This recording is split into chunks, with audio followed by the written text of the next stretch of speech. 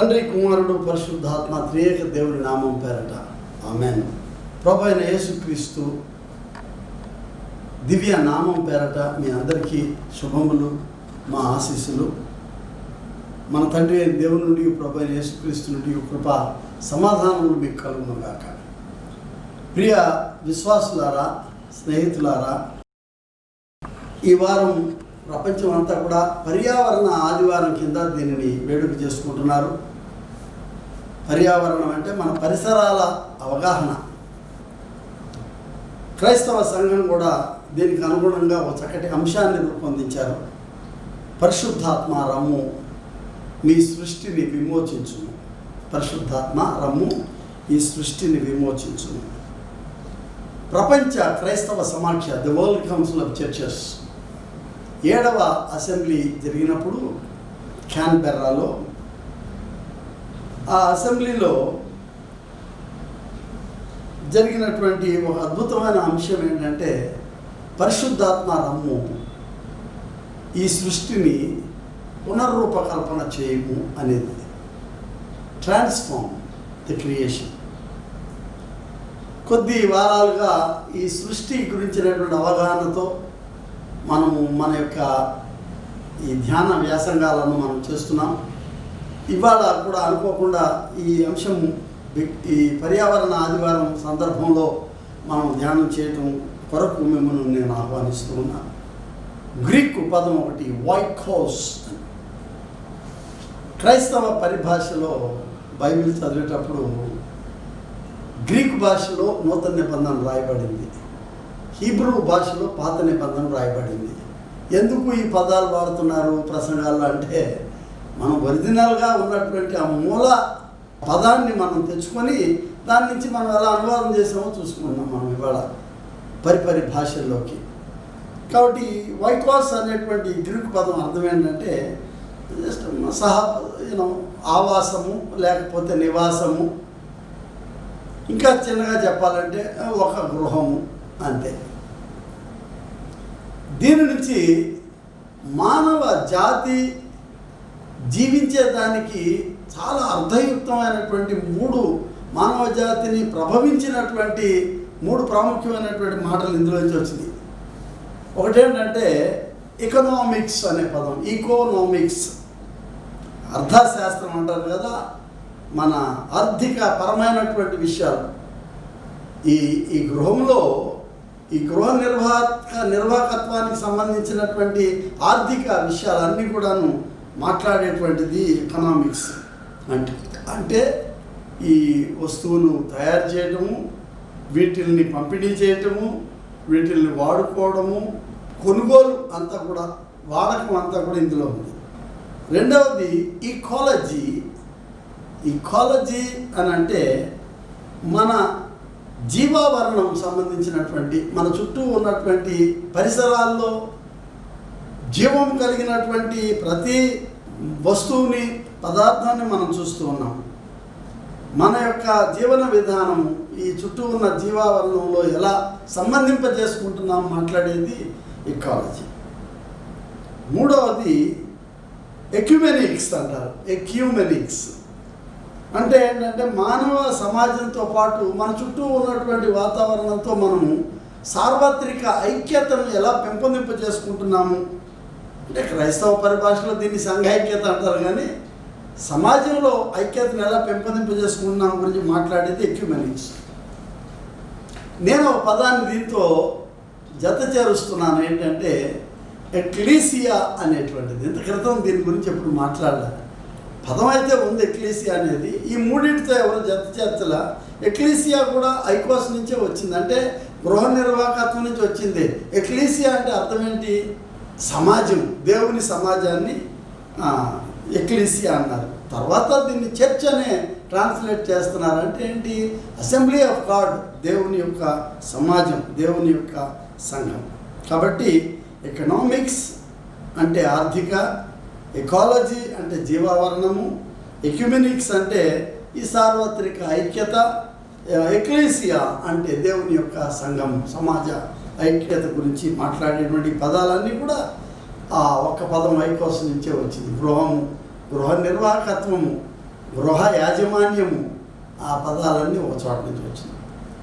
దేవుడు మనం ఈ ఆదికాండం చూస్తే మొదటి అధ్యాయంలోనే 28వ వచనంలో ఏమంటాడంటే, దేవుడు వారిని ఆశీర్వదించినట్లనగా మీరు ఫలించి అభివృద్ధి పొంది విస్తరించి భూమిని నిండించి దాన్ని లోపరుచుకొనుడి.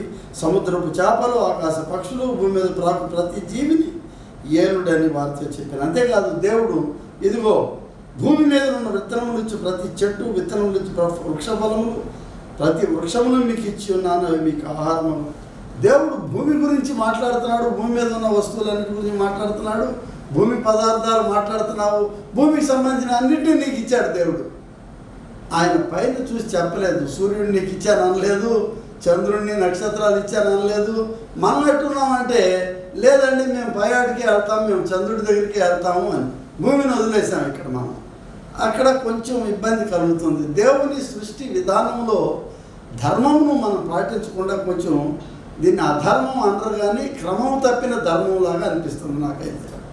కొరియాలో ఈ ప్రపంచ క్రైస్తవ సమాఖ్య క్యాన్బెరాకు ముందు జరిగిన దాని యొక్క ఫెయిత్ అండ్ ఆర్డర్ కమిషన్లో వాళ్ళు ఏం డిస్కస్ చేశారంటే, నీతి, సమాధానము, సృష్టి యొక్క సమన్వయత అంటే peace, justice and integrity of creation గురించి వాళ్ళ చర్చను చేశారు. దాన్ని అందులో భాగంగా ఈ పర్యావరణ సందర్భంలో మనం కూడాను ఎంచుకొని మాట్లాడాలి. ప్రియ విశ్వాసులారా, కొన్నిసార్లు మనం ఏమనుకుంటామంటే బైబిల్ అనగానే, చర్చ అనగానే, ప్రసంగం అనగానే, ధ్యానం అనగానే మనకు వచ్చే థీమ్స్ ఏంటంటే పాపము, దాని నుంచి విమోచన, విశ్వాసము, నిరీక్షణ, ప్రేమ, నీతి, క్షమాపణ, లేకపోతే పాప ప్రాయశ్చిత్తము, చివరికి దేవుని రాజ్యం.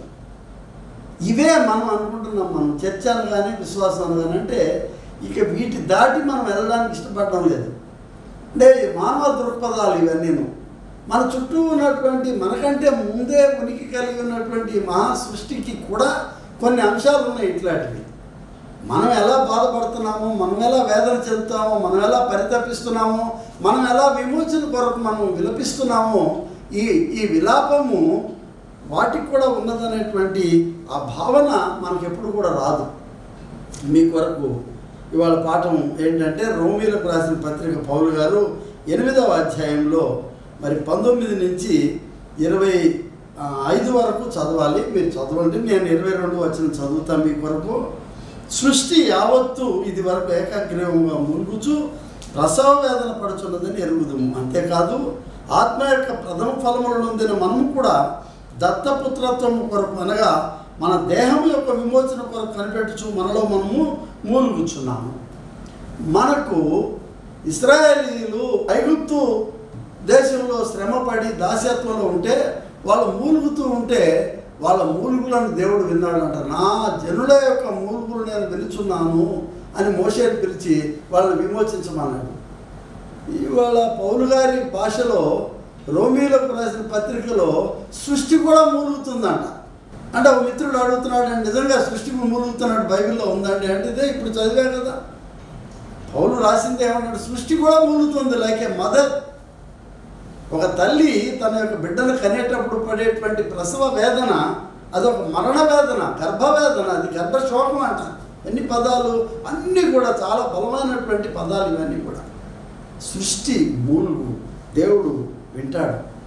మనం ఒక్కడమే కాదు, జగదీష్ చంద్రబోసు చిన్నప్పుడు చదువుకునేవాడు, వృక్షాల్లో కూడా జీవం ఉన్నదని ఆయన రీసెర్చ్ చేశాడు. అలా తర్వాత చాలామంది చేశారు. మన యొక్క ముందు జీవించినటువంటి మరి సాధు జనోత్తములు, పునీతులైన క్రైస్తవ సాధువులు చాలామంది దీని గురించి మాట్లాడారు. 6వ శతాబ్దంలో మరి సెయింట్ బెనిడిక్ట్ అనేటువంటి ఆయన నర్సియాలో బిషప్, ఆయన ఇటలీలో, ఆయన ఏమన్నాడంటే మా భూమి యొక్క వేదాంతం గురించి మాట్లాడాడు ఆయన.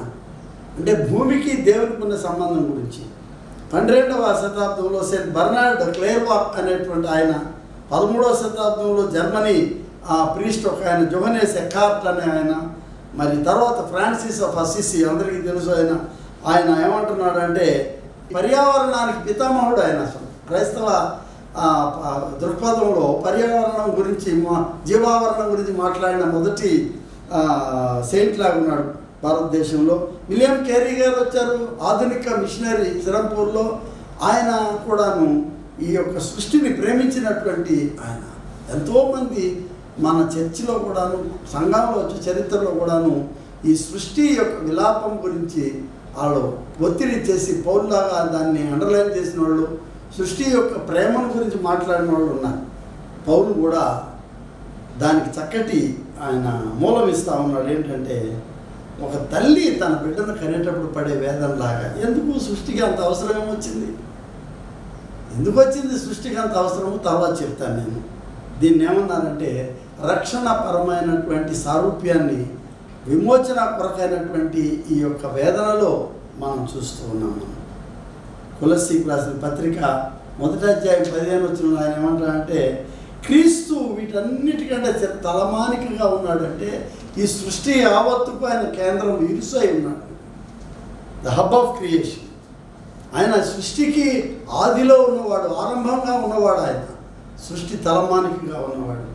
అందుకే టియాడి షాడిన్ అనే ఒక మహా వేదాంతి, ఆయన ఫ్రెంచ్ జెస్యూయిట్ వేదాంతి, 20వ శతాబ్దపు ఆరంభంలో జీవించాడు. ఆయన దీని గురించి ఏం మాట్లాడుతున్నా అంటే, క్రీస్తును ఆయన కాస్మిక్ క్రైస్ట్ అన్నాడు. అంటే సృష్టి విధాయక క్రీస్తు. పౌలు భాషలో ఆయన అర్థం చేసుకున్నది ఏంటంటే, సృష్టి నేను లేకుండా కలగలేదు. అంటే యోహాను తన సువార్తలు ఏమంటాడు, కలిగినది ఏది ఆయన లేకుండా కలగలేదు అంటున్నాడు.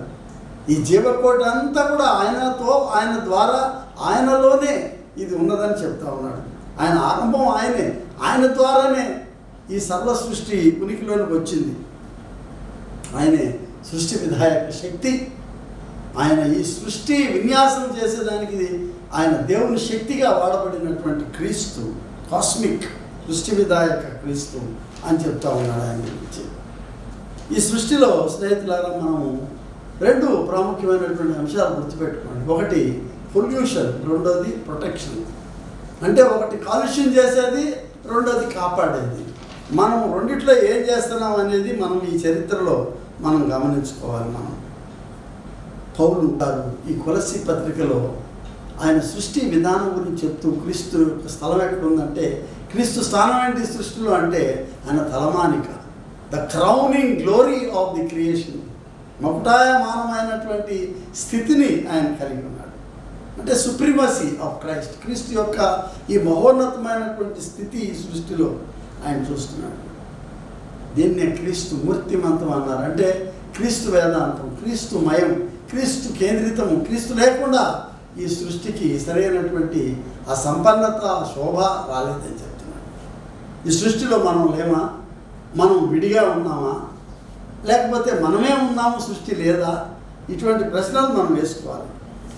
ఇప్పుడు సృష్టి, మానవులు మనం కలిసి జీవించాలని దేవుడు మనకు దాన్ని అప్పచెప్తే, మనం ఎంతవరకు దాన్ని వాడుకొని ఆ తర్వాత దాన్ని మనం ఎలాగోలా దాన్ని జయించడం అంటే ఏంటి, దాన్ని పాడు చేయడం అని కాదు కదా, దాన్ని అభివృద్ధి చేయాలా, దాన్ని పెంపొందించాలనే ఆలోచన లేకుండా ఉన్నాం. పాత నిబంధన ఫిలాసఫీలో కూడా 35వ అధ్యాయం యెషయా గ్రంథం 35లో అది చాలా ఎంతో సంతోషదాయకమైనటువంటి చాప్టర్ నాకు అది. ఎందుకంటే సృష్టి మానవుల యొక్క భావ విధానం ఒకలాగా కనబడుతూ ఉంటుంది. అరణ్యము, ఎండిన భూమి సంతోషించును అంటే అరణ్యం సంతోషిస్తుందా మానవుల్లాగా? అడవి ఉల్లసించి కస్తూరి పుష్పం వల్లే పూయును, అది బహుగా పూయచు ఉల్లసించును అంటే ఎగిరి గంతేస్తుంది అనమాట. ఉల్లసించి సంగీతములు పాడును. సరే, ఇవన్నీ సృష్టి యొక్క మానవ భావ పదజాలాన్ని మనం చూస్తాం. మళ్ళీ వెంటనే 5వ వచనంకి వచ్చినప్పుడు ఆయన ఏమంటాడు, గుడ్డి వారి కన్నులు తెరవబడును, చెవిటి వారి చెవులు విప్పబడును, కుంటి వారికి దుప్పి వలె గంతులు వేయును, మూగవారి నాలుగు పాడును అని చెప్తూ వెంటనే మళ్ళీ సృష్టిలోకి వెళ్ళిపోయి అరణ్యంలో నీళ్లు ఉబ్బుకును అంటున్నట్టు, అడవిలో కాలువలు పారును, ఎండమావులు మడువలోను, ఎండిన భూమిలో నీటి బుగ్గలు పుట్టును. అంటే సృష్టి మానవులు ఇన్సెపరబుల్, అంటే అవిభాజ్యమైనటువంటి ఈ యొక్క సంబంధ బాంధవ్యాలను మనము ఆధునికంగా మనం మర్చిపోతున్నాం. కానీ బైబిల్ చరిత్రలో అయితే అంతా కలిసి చూశారు వాటిని. ఇలా దుఃఖించేటప్పుడు కూడా కలిసి దుఃఖిస్తున్నాయి అన్నమాట. మానవుడు ఎలా రక్షణ కొరకు పరితపిస్తున్నామో మనం ఆధ్యాత్మికంగా. సృష్టి కూడా రక్షణ కొరకు, విమోచన కొరకు గెలిపిస్తుందంట. దీన్ని ఏమన్నారంటే మన ఈ శ్రమను కలిసి పొందటం అనే దాన్ని కంపాషన్, ప్యాషన్ అంటే శ్రమ, కంపాషన్ అంటే టుగెదర్ ఈ యొక్క సఫరింగ్ని కలిసి మనం పంచుకోవడం అనేది ఈ compassionate view of God over the creation as well as the humanity. ఏమి సృష్టికి మానవ భాష ఉండకూడదా? సృష్టికి ఈ భావోద్రేకాలు ఉండకూడదా? సృష్టికి ఈ విలాప గీతాలు ఉండకూడదా? సృష్టికి ఈ యొక్క ఎగిరిపడే సంతోషించేటువంటి భాష ఉండకూడదా? ఈ టియాడి షాడిన్ అనే ఈ ఫ్రెంచ్ వేదాంతి ఏమంటాడంటే ఈయనను కాస్మిక్ క్రైస్ట్ అన్నాడని చెప్పాను. అంటే ఏంటి? సృష్టి విధాయక క్రీస్తు. సృష్టి వేరు, క్రీస్తు వేరు, మానవులు వేరు అని లేదు. అసలు ఇంకో మాటలో ఆయన ఏమంటాడంటే ఈ గ్రీకు భాష చివరి అక్షరం ఒమేగా కదా, ఆల్ఫాయు నేనే, ఒమేగాయు నేనే, అంటే ఆది నేనే, ఆ ముగింపు నేనే. ఈ ముగింపు ఒమేగా అంటే క్రీస్తు ఒక ఒమేగా బిందువుగా ఈ సృష్టిని మానవులను జత చేర్చేటటువంటి, సంబంధింపజేసేటటువంటి దీన్ని ఏమన్నారు? పాంటిఫికల్ రిలేషన్. పాంటిఫ్ అంటే బ్రిడ్జ్ బిల్డర్, వారధి నిర్మించేవాడు. ఈ క్రైస్ట్ ఒమేగా పాయింట్ మనల్ని ఏం చేస్తుందంటే మనల్ని దగ్గరికి చేర్చేటటువంటిదిగా ఆయన ఈ సృష్టి కలుగు చేసే దాంట్లో క్రీస్తు యొక్క సంబంధం ఉన్నది. ఈ సృష్టి రక్షణ కొరకు వేడుకున్నప్పుడు కూడా సృష్టికి మానవులకు కూడాను ఆయన కలువరిలో రక్తం చిందించినప్పుడు మానవుల కొరకే అని మనం అనుకున్నాం. ఆయన ఈ సృష్టికి కూడా ఈ రక్షణను కలుగు చేసినటువంటి యూనివర్సల్ లిబరేషన్. అంటే ఆయన యొక్క రక్షణ విశ్వజనీయమైనది, సార్వత్రికమైనది, ఈ సృష్టి విధాయకమైనది అని మనం గుర్తించాలి. ఈ అమెరికన్ థియోలోజియన్ పాల్ శాంట్మైర్ అనే ఆయన అంటాడు, ఈ భూమి నా సహోదరి అంటున్నాడు కదా, భూమి నా సహోదరి. ఫ్రాన్సిస్ ఆఫ్ అసిసి కూడా అన్నాడు, ఏమి చెల్లి, భూమి చెల్లి అని అన్నాడు, అక్క అంటున్నాడు ఆయన. అంటే మనకి ఇది నవ్వులాట కింద ఉండొచ్చు, కానీ ఎందుకు వ్యక్తీకరించలేము ఈ సృష్టిని మనం అనేది. నేను చిన్నప్పుడు చదువుకున్నటువంటి ఒక ఇంగ్లీషు పద్య గీతికలో ఒక గుడ్డి ఆమె ఆ చెట్ల దగ్గరికి వెళ్ళి వాటిని తాక్కుంటా ఆమె పాట పాడుకుంటా ఉందంట ఆ సోనెట్లో. ఆ పాటలో ఆ పువ్వు యొక్క ఆ టెండర్నెస్ అంటే లేతతనం గురించి మాట్లాడుతుంది. నా గుండె అంత లేతగా ఉన్నదా అని, నేను ఒకవేళ నిన్నట్టు ముట్టుకుంటే నేను ఒకవేళ హింసిస్తున్నానా అని అంటుంది. అబ్బాయి ఎంత చక్కటి పరిమళం నువ్వు ఇస్తున్నావు అంటుంది. అంటే తను రోజు పోయి తోటలో ఆ పువ్వులతో పరామర్శించి సంభాషిస్తాం. ఇప్పుడే కాదు, అది మన న్యాయాధిపతుల్లో 11వ అధ్యాయంలో కూడాను మనం అతని పేరేంటి, న్యాయాధిపతులు 11 యెఫ్తా అనే అతని కూతురు, ఆయన కూతుర్ని బలి ఇవ్వాలి అనే సందర్భంలో ఆమె ఏం చేస్తుందంటే తను ఈ సెలయేర్ల దగ్గరకు అక్కడ పోయి తను ఎలాగైతే రోజు పోయి ఆటలాడుకుంటుందో ఆ స్థలం దగ్గరకు పోయి ఆమె తంబురతోనూ నాట్యంతోనూ ఆమె నాట్యం చేసేటువంటి ఆ చిన్న బిడ్డ వాళ్ళ నాన్న ఆమెను చంపేస్తాడు, బలిస్తాడని తెలియగానే న్యాయాధిపతులు 11వ అధ్యాయం 37వ వచనంలో, నేను నా చెలికెత్తెలను పోయి కొండల మీద ఉండి నా కన్యాత్వం కొరకు ప్రలాపించుడు. కొండల మీదకు పోయి అక్కడ కొండలతోనూ చెట్లతోనూ పువ్వులతోనూ ఆమె ప్రలాపిస్తుంది. అంటే అవే స్నేహితులు. చిన్నప్పుడు మనం జంధ్యాల పాపయ్య శాస్త్రి గారు కీర్తిశేషులు ఆయన రాసిన పుష్ప విలాపం అనే దాంట్లో కూడాను it's a kind of soliloquy, it's a pastoral elegy అంటారు ఇంగ్లీష్లో. ఆ పుష్పాల కొరకు, అయ్యో నువ్వు ఇంత చక్కగా పూసావు, నిన్ను కత్తిరించేసేసి దాన్ని తలలో పెడతారు, పారేస్తారు, పూజ అని చెప్పి అక్కడ తీసుకెళ్తారు, నీ బ్రతుకు చివరికి ఇట్లా అయిపోతుంది అయ్యో అని పుష్పాన్ని గురించి విలపిస్తాడు ఆయన. These are all different emotions. వైవిధ్యంతో కూడినటువంటి కొన్ని భావోద్రేకాలను మనం చూస్తూ ఉన్నాం. ఫ్రాన్సిస్ ఆఫ్ అసిసి అదే చేశాడని చెప్తున్నాను నేను. ఆయన ఏమంటాడంటే మానవులు, సృష్టి అందరూ దేవుని రాజ్యం వైపే ప్రయాణిస్తున్నాం అంటాడు. అంటే దేవుని రాజ్యం వచ్చినప్పుడు ఈ సృష్టిని ఇక్కడ పడేయడు దేవుడు, దీన్ని కూడా తీసుకెళ్తాడు. అది నిజమే కాబోలు. 65వ అధ్యాయం యెషయాలో ఏముంటుంది, ఎద్దు సింహం అన్నీ కలిపి అక్కడ గడ్డి మేస్తుంటే పరలోకంలో కూడా మన గ్రీనరీ ఈ పుష్పాలు ఎన్ని ఉంటాయి అన్నమాట. అక్కడ కూడా రిచర్డ్ జోన్స్ అనే ఆయన Baptist church American church board member ఏంటంటే ఆయన ఒక పదం వాడాడు, ఈక్వల్ జస్టిస్ అన్నాడు. అంటే ఏంటి?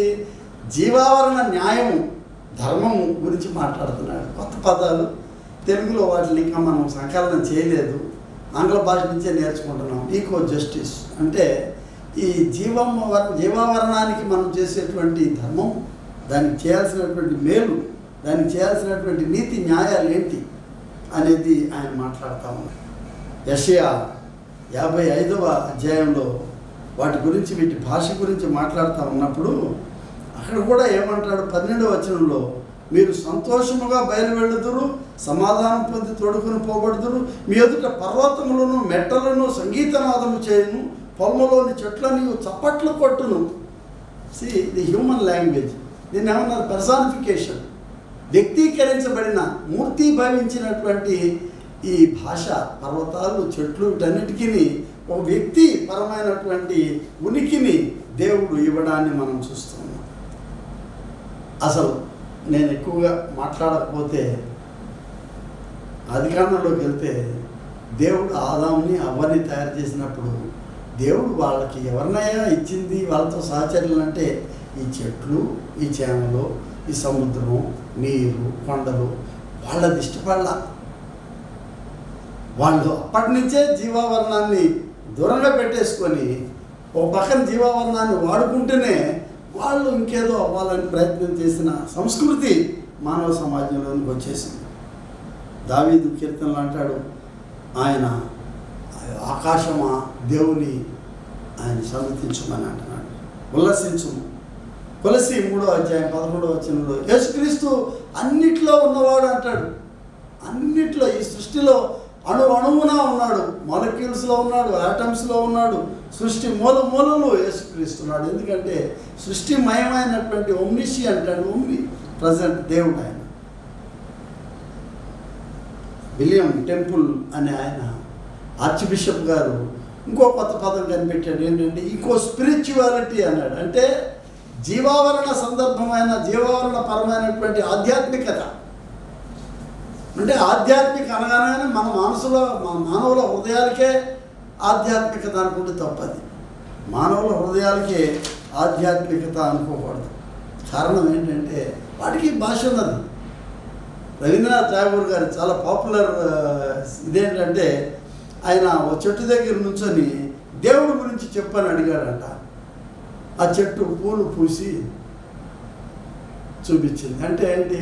ఆమె భాషలో ఏం చేసింది? చెట్టు పూలు పూసింది. అంటే దేవుడు ఇలా సృష్టి మన నవ్వును, ఆనందాన్ని, ఫలితాన్ని, ఫలాన్ని తెచ్చేటటువంటి దేవుడు అని చెప్పడానికి దిస్ ఈజ్ మై డెఫినేషన్. ఇది నా నిర్వచనం. ఆయన ఏమన్నాడు? మిఖాయిల్ గోర్బచన్ ఒకసారి ఏమన్నాడంటే, ఈ వృక్షాలన్నీ కూడాను ఏంటి, నాకు దేవాలయాలయ్యా, గుడులు అన్నాడు ఆయన. ఈ అరణ్యాలన్నీ కూడా, ఫారెస్ట్స్ అన్నీ కూడాను, అడవులన్నీ కూడాను నా కెథడ్రల్స్, మహాలయాలు అని చెప్తున్నాడు. అంటే వీళ్ళేంటి? సృష్టిని ప్రేమించినటువంటి మహామునులు. కొన్ని వృక్షాలు పైకి వెళ్ళిపోతున్నప్పుడు మనకు అనిపిస్తుంది, మనకు తెలియదు హెవెన్ అంటే ఏంటో. ఒకవేళ ఆ వృక్షం యొక్క టాప్, ఆ అంతిమ స్థితి, ఆ మహోన్నతమైనటువంటి స్థలం అది దేవునితో సంభాషిస్తుంది అన్నమాట. అంటే దేవుడికి ఇంకా దగ్గరలో ఉన్నది ఈ వృక్షం, మనకంటే దగ్గరలో ఉన్నదని. నేను ఒకవేళ దీని గురించి ఎక్కువగా చెప్తున్నానేమో, కానీ నా ఆలోచన అంతా ఏంటంటే, ఎందుకు ఇంత సృష్టిని మనం పాడు చేసుకోవాలా? దేవుడు మనకి చక్కటి గాలి పీల్చుకోమని మంచి గాలి ఇచ్చాడు కదా. మనం అక్కడికి కూడా పోయి మనోళ్ళు వదిలిపెడతలా. ఆ ఊరు బయట ఉన్న స్థలాన్ని కూడాను అక్కడ కూడా పోయి స్కై స్క్రాపర్స్ కట్టాలి, పెద్ద పెద్ద కట్టాలి అపార్ట్మెంట్స్. కాబట్టి అడవిని చెట్లు నరికేసేయండి, అక్కడ కాలువలు ఉంటే పూడి చేసేయండి, చెరువులు ఉంటే పూడి చేయండి, లేకపోతే చేపల చెరువులకు అద్దెకిచ్చేయండి. ఎవడో ఆ నీటిని వాడుకోకూడదు. ఎవడో ఇదివరకు చిన్నప్పుడు మనం పోయి గేలం వేసుకునేవాళ్ళం సరదాగా హాబీకి. ఇప్పుడు ఎవరు గేలం వేయకూడదు, ఎందుకంటే ఆ చెరువు నేను పాడుకున్నా. పైగా ఆ చేపలను న్యాచురల్గా పెరగనివ్వకూడదు. అందులో నానా రకాలైనటువంటి మృత ఆహారాన్ని పడేసి వాటిని తొందరగా పెద్ద అయిపోవాలా, తొందరగా అమ్మేసుకోవాలా. It is entrepreneurship with God's free gifts. దేవుడిచ్చినటువంటి ఈ యొక్క ఉచితంగా దేవుడిచ్చినటువంటి బహుమానాలని మనం ఖరీదు కట్టి వాటిని స్వార్థంతో అమ్ముకోవాలని ప్రయత్నం చేస్తూ ఉన్నాం. చాలా పొరపాటు. మనకు ఈ నగరాభివృద్ధికి, పారిశ్రామికాభివృద్ధిలోనూ మన యొక్క ఆశపోత్తనంతోనూ మనం తొందరగా అడవులను కాల్చేయాలా, నరికేయాలా. ఫ్యాక్టరీలు, పెస్టిసైడ్ ఫ్యాక్టరీలు, ఎరువుల ఫ్యాక్టరీలు, ఇన్ని రకాల క్రిమికీటకాలు తయారు, వీటన్నిటినీ పొడి చేసేసి ఈ మందులు చల్లేదానికి ఎక్కడ పెడుతున్నామంటే ఈ ఫ్యాక్టరీలన్నింటినీ కాలువల ఒడ్డున, నదుల ఒడ్డున పెడుతున్నాం. ఎందుకు? అందులో నుంచి వచ్చేటువంటి కాలుష్య, ఈ అశుద్ధం అంతా కూడాను ఈ నదుల్లోకి వదిలేసి ఎవరు అడిగేవాళ్ళు లేడు, దానికి లైసెన్స్ అవసరం లేదు. అవి ఎక్కడ పోతున్నాయి? అవన్నీను బట్టలు ఉతుక్కునే, మన చాకలి వారు ఉతుక్కునే బట్టల దగ్గర పాడైపోవడానికి, గేదెలకి స్నానాలు చేస్తుంటే వాటి చర్మాలు పాడవడానికి, అందులో ఉన్న చేపలన్నీ చచ్చిపోయేదానికి, మనుషులు ఇదివరకు ఎక్కడ పడితే అక్కడ నీళ్ళలో స్నానాలు చేసుకునేవాళ్ళు, ఒళ్ళంతా ఇప్పుడు స్కిన్ డిసీజెస్. ఆ నీళ్లు ఈ పారదర్శకతతో కూడినటువంటి సెలయేర్ల నీళ్ళని తాగేదానికి లేకుండా ప్రతి ఒక్కళ్ళు కూడా కొనుక్కొని నీళ్లు తాగేదానికంటే దేవుడు ఉచితంగా ఇచ్చిన నీటిని మనం అమ్ముకోవడానికి చేసే ఈ ప్రయత్నంలో వీఆర్ ఇన్సల్టింగ్ గాడ్. దేవుడిని అవమానం చేస్తున్నాం. మనం బయోడైవర్సిటీ అంటారు. అంటే మనకు దేవుడిచ్చినటువంటి ఈ యొక్క జీవ వైవిధ్యంలో మనం అసలు అన్నీ గుర్తించలేకపోతున్నాం. మనకు తెలిసిన వరకే మనం చూస్తున్నాం. మన పరిధిలో మనం we are not going deep into learning the richness of the biodiversity. ఈ స్థితిలో ఇంగ్లీష్లో చక్కగా ఫ్లోరా అండ్ ఫౌనా అని ఉంది. అంటే అర్థం ఏంటి? ఈ ఫలాలు, దీనిలో ఉన్నటువంటి పుష్పాలు, వాటి యొక్క ఇచ్చేటటువంటి ఆ పరిమళ మనం ఆగ్రహించలేకపోతున్నామని నేను అంటున్నాను. దీని యొక్క సౌందర్యాన్ని, అదే ఎంత చక్కగా బైబిల్లో అంటాడు, లెబానోను సౌందర్యము కదా, హెర్మోను మంచు, అదంతా ఇచ్చేటువంటి సొగసు. అంటే వాటికి మానవ పదజాలాన్ని వాడుతూ ఉన్నాడు ఆయన దావీదు మహారాజు. Beauty and diversity, beauty and dignity. ఇది చివరికి ఎలా తయారయ్యామంటే మనం మన జీవితాలకు సంస్కృతి పరంగా, సామాజిక పరంగా, నైతిక పరంగా, ఆధ్యాత్మిక పరంగా కాలుష్యాన్ని తెచ్చుకున్నాము. మన మనసులో సంకుచితత్వంతో మనం అవి తెచ్చుకున్నాం. ఇక్కడికి కొండెక్కుతూ ఉంటే ఎవడవాడు కొండెక్కుతున్నాడు, ఎక్కకూడదు అంటున్నాడు. ఎందుకంటే కొండ అందరిది కాదంటున్నాడు. నా భయం ఏంటంటే రేపు పొద్దున్న గాలి పీల్చడానికి పొలాల్లోకి వెళ్తే వాడు ఎవడో టెర్రరిస్టు గాలిలో తిరుగుతున్నాడు పొలంలో అనుకుంటారు, కానీ దేవుడు ఇచ్చిన గాలి పీల్చడానికి స్థలం లేకుండా అయిపోతుంది మనకి, అన్ఫార్చునేట్లీ. స్నేహితులారా, ఈకలాజికల్ డిగ్రేడేషన్ అంటారు. అంటే జీవావరణ పతనం. ఎకనామిక్ డిప్రైవేషన్ అంటే ఆర్థిక దుస్థితి. ఎథికల్ అండ్ మోరల్ డిటీరియేషన్ అంటే నైతిక పతనాన్ని. ఈ పదాలను మనం చూస్తున్నప్పుడు ఎవరు దీనికి కారకులు అంటే మానవులే. ఒక ప్రశ్న వేస్తే సంఘము, క్రైస్తవ సంఘం యొక్క బాధ్యత ఏంటి దీనికి? ఇది ఓకే, అందరికీ శాసించలేము. క్రైస్తవ సంఘం బాధ్యత ఏంటి? చాలా చోట్ల విన్నాం, ప్లాస్టిక్ మనుషులను చంపేస్తుంది, మన సంస్కృతిని చంపేస్తుంది, మరి జీవావరణ కాలుష్యాన్ని తయారు చేస్తుంది, పంటలు పండకుండా చంపేస్తుంది భూమిని.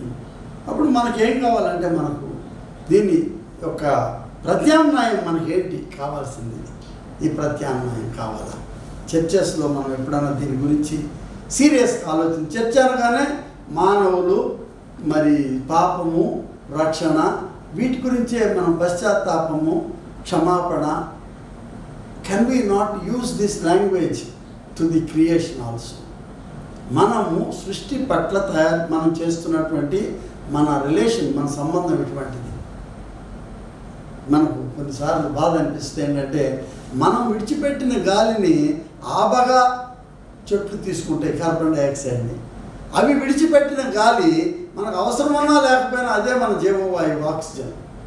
అంటే అర్థం ఏంటంటే, మన చుట్టూ ఉన్న చెట్లు, మనము కూడాను ఇచ్చిపుచ్చుకుంటున్నాం. దేవుడు ఇచ్చినటువంటి ఈ యొక్క ఊపిరి ఉచ్ఛ్వాస నిశ్వాసంలాగా ఇది మనం తీసుకుంటున్నాం, మనం కలిసి ఊపిరి పీలుస్తున్నాం దేవుడిది.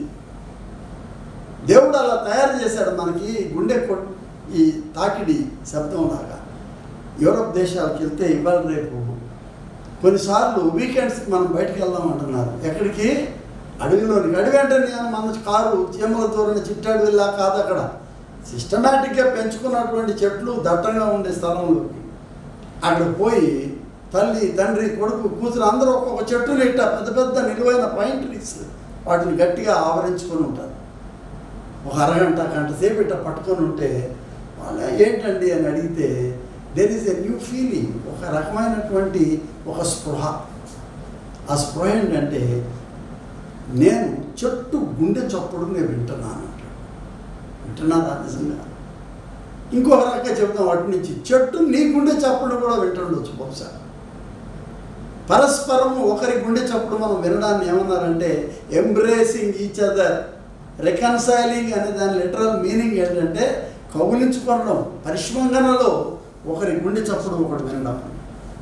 దీన్ని నేనేమంటానంటే ఈకో కాన్షియస్నెస్ అంటే ఈ జీవావరణ స్పృహ మనకు కావాలి. అందులో పవిత్రత ఉంది, సెక్రెడ్నెస్, అందులో దేవుని యొక్క ఉనికి ఉన్నది. ఎందుకంటే దేవుని చేతితో చేయబడినటువంటిది. ఒక మాటలో చెప్పాలంటే మనకంటే ముందు జ్యేష్ఠత్వం వాటికి ఉన్నది. యాక్చువల్గా ముందు అవి సృష్టి, తర్వాత మానవ సృష్టి. మానవ ఆధ్యాత్మికతలో యోహాను సువార్త 20వ అధ్యాయం కూడా ఒక పాఠం ఇవాళ 19వ వచనం నుంచి 20వ అధ్యాయం 19వ వచనం నుంచి మనకు సువార్త పాఠం ఇవ్వాలి. అందులో ఏమని ఉంటుందంటే పునరుత్థానుడైనటువంటి దేవుడు ఆయన యేసుక్రీస్తు ఆయన మనకి ఇచ్చినటువంటి బహుమానాలు ఏంటంటే 3 ప్రాముఖ్యమైనటువంటి బహుమానాలు. సమాధానం మీకు కలుగు చేస్తున్నాను. సమాధానం అంటే రాజీ అవ్వడం కాదు, ఏదో మనకు నష్టం కలుగు చేసి సారీ అని చెప్పడం కాదు. సమాధానం అనేది గుండె చప్పుడు.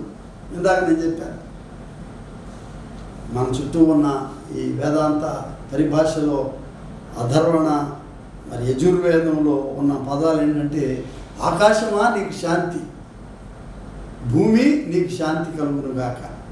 ఈ రెండింటి మధ్య శాంతి వ్యాప్తి చెందాలని. అలాగే ఈ సముద్రంలో ఉండే అలలకు శాంతి కావాలంట. ఎందుకంటే రెస్ట్లెస్గా అలలు పైకి ఎగిరి కింద పడతా ఉంటాయి కాబట్టి నీకు శాంతి కావాలి. మొక్కలకి, వృక్షాలకి, అడవికి, పర్వతాలకు అన్నిటికీ శాంతి కావాలి. మనకు కూడా మానవులకు శాంతి కావాలి. అధర్వణ వేదం 11వ అధ్యాయం 9వ వచనం, అలాగే యజుర్వేదం 36వ అధ్యాయంలో 17వ వచనం ఉంటుంది. శాంతి,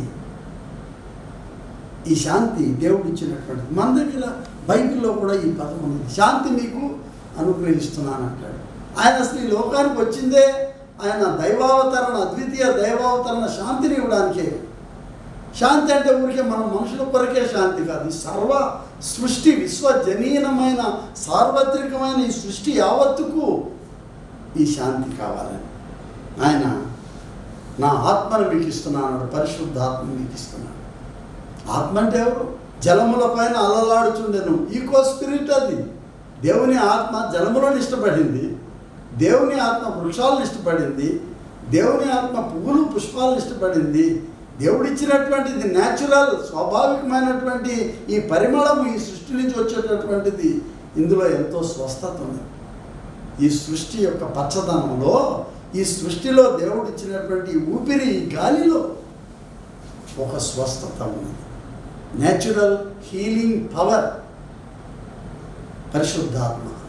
మనం పరిశుద్ధాత్మ అనగానే 4 గోడల మధ్య భాషలతోనూ ఇటువంటివి వరాలతో ఉండేటువంటిదే పరిశుద్ధాత్మ.